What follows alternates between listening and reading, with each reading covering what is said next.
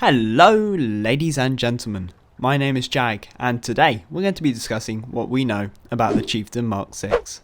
This tank is currently in the game, but it's only available to community contributors, those with press accounts and players in the top clans.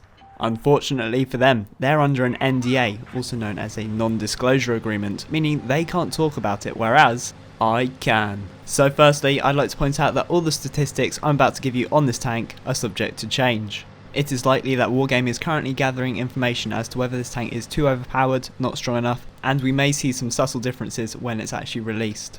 So with that out the way, let's get into things. The Chieftain will be joining the M60 as one of only two tier 10 premium tanks in the game. In terms of protection, this tank has a whopping 2,230 hit points, which is one of the highest in the game. It does need this hit point pool however, as surprisingly its armour is somewhat underwhelming. Here is the front view of the tank in an armour inspector. As you can see, the lower glacis is only 76mm thick, which is rather poor. The turret on the other hand presents quite the challenge, with heavily sloped armour varying from 250mm to 140mm. The top hatch however is to be considered a weak point, as with most tanks, as it only offers 76mm of protection and protrudes significantly. To my surprise, and quite fortunately, the large square hatch-like thing on the left-hand side of the turret is suggested as not being an actual hitbox by this armour inspector. This would have been a colossal weak point and it's definitely going to be beneficial to any drivers of this vehicle. Now moving round, we can see that the side armour leaves much to be desired, only being 50 to 30mm thick. However, the Chieftain does have a bit of side skirtage, which will offer an additional 36mm of armour, which will hopefully diffuse the effect of high explosive shells. In the event that a shot does land in this region, there is the possibility that it might also get eaten by the tracks. The turret's side armour still isn't great, but it's slightly more acceptable, with it ranging from 88mm upwards.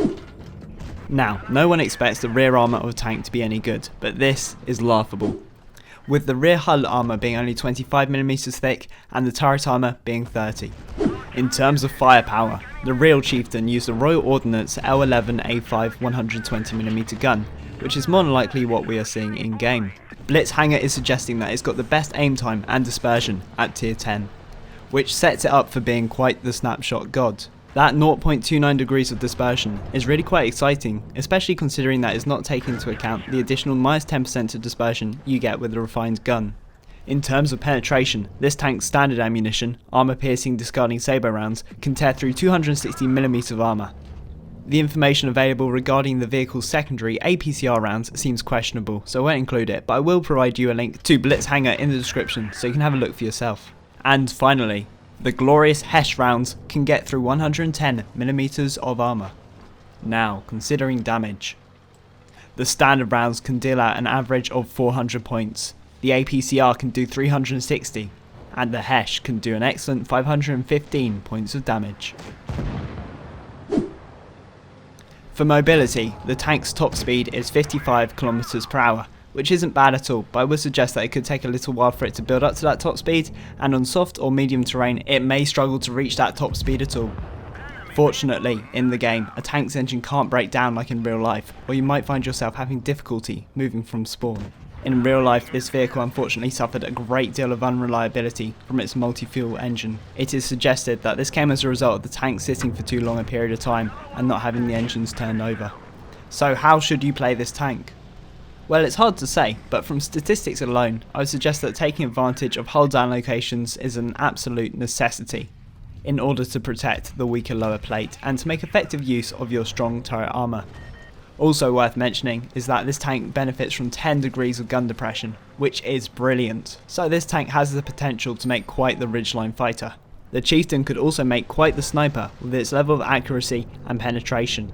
It also has a 7-second reload with the gun rammer, which results in it having one of the highest DPMs in the game. If you can also make use of the adrenaline consumable, this tank will become quite the beast. Naturally, I would strongly promote not letting enemies around you, keeping the front of your tank facing them at all times. It may seem obvious, but I'm sure there will be plenty of wallet warriors eyeing this tank up. It's thought that this tank will be available through some sort of event, as Wargaming has hinted towards. But that's all I've got to report on the Chieftain Mark 6. If you haven't already, please do consider subscribing, and also whilst you're there, there's this button, it's called the like button I think. You can press it if you want, up to you, but anyway, that's all from me. This has been World Tanks Blitz, I have been Jag, and you have been awesome. I'll see you next time. Goodbye.